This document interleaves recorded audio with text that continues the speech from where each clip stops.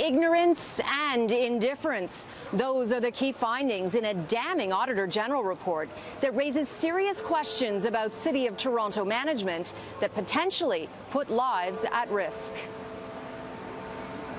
Good evening. I'm Cynthia Mulligan at Toronto City Hall. This Auditor General report is a scathing indictment of how Toronto City Hall management treated ongoing concerns about a vendor that was hired to do multiple fire code inspections at many City of Toronto buildings, including City Hall, Union Station, and even a daycare. And despite that these ongoing concerns went on for years, the city continued to give the vendor hundreds of thousands of dollars worth of contracts.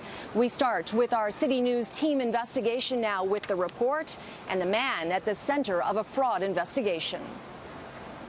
The investigation that prompted this report began after a whistleblower filed a complaint to the city's fraud and waste hotline a year ago. But concerns had been simmering for years. A key question, were the fire code inspections even done? Auditor General Beverly Romeo Beeler's investigation found inspection reports were frequently not available. City staff raised concerns to managers that work performed by York Fire Protection and Advanced Fire Control, companies both owned by Raf Ahmed, was subpar or not completed, and yet invoices were still paid. And worse, despite concerns, the city continued to award close to $1 million in contracts to Raf Ahmed between 2010 and 2017. But it goes beyond that. The auditor's report raises concerns the vendor was allegedly operating with false identities and forged the signatures of its own inspectors. In fact, a handwriting expert was brought in and concluded signatures from different names were written by one and the same hand. The Auditor General also found the signing officer for one of the companies was fake. In another instance, a David Daniels was listed on the company website as a senior fire engineer. The AG found he doesn't exist. City staff had been raising suspicions about non-existent staff for years. And yet, the report concludes, despite mounting evidence against this vendor, facilities management dismissed staff concerns and said there was a need to trust the vendor. Now, the Auditor General tested 19 city buildings that were supposed to have been inspected by the vendor and were cleared by the vendor, and found the majority were not compliant with the fire code.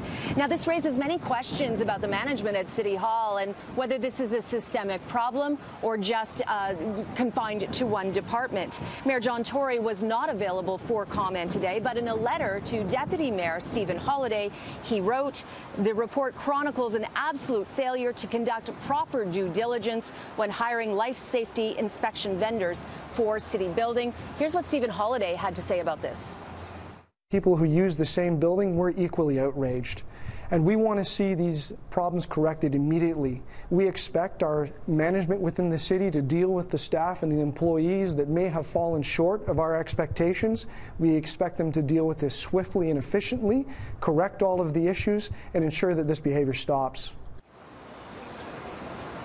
We continue our CityNews team investigation now with just how many buildings this vendor was supposed to be inspecting. Here's Tina Yazdani.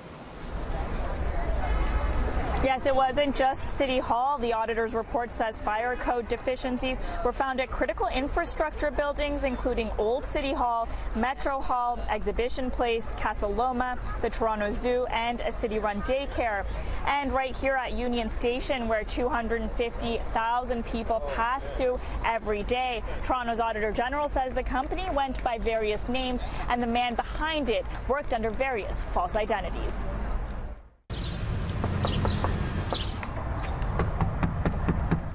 One by one, we went to the addresses linked to the company sometimes known as York Fire Protection, the company at the center of a widespread and damning fraud investigation. Some were residential buildings, others commercial. But in every case, we found the offices either abandoned or the people answering had never heard of a Raf Ahmed. Is there a Ralph who lives here? No. Do you know a Ralph? No. Have you ever heard of a Ralph? Okay. The man allegedly responsible for the years of suspected deception. The AG report says he went by many names: David Williams, Jason Peters, and Dave Daniels. In an interview with investigators, Ahmed claimed he used these names because he faced discrimination when he used his own. The report also states that he had several different companies, all tasked with inspecting, testing, maintaining, and repairing fire alarms and sprinklers, among other critical life safety systems. The AG's office spoke with more than one former employee who said Ahmed would just start a new company whenever he ran into difficulties with customers. According to documents, Ahmed started the first company in 2002 and has since picked up hundreds of thousands of dollars worth of contracts, including with the City of Toronto. City staff raised red flags about advanced fire control, noting their work was subpar and in some cases unacceptable. They also wondered if some of the staff working at the company even existed. And the AG says they didn't, like David Williams, for example. Online, he was listed as a senior fire engineer, but after intense questioning, Ahmed admitted David Williams didn't exist and that this was a stock photo that is also used on several other websites. Ahmed also told investigators that at least 5 other identities associated with York Fire Protection or Advanced Fire Protection were fake. He's also accused of forging documents and signatures. Charges have been laid against York Fire and affiliated companies for failure to test and repair fire alarm systems. CityNews made several attempts to contact Rauf Ahmed. We did manage to speak with someone who claimed to be his employee. He said he never actually met Ahmed in person, but corresponded with him via email. He was hired last week after responding to a Kijiji ad, and he says that he never met Ahmed in person and that they only spoke via email.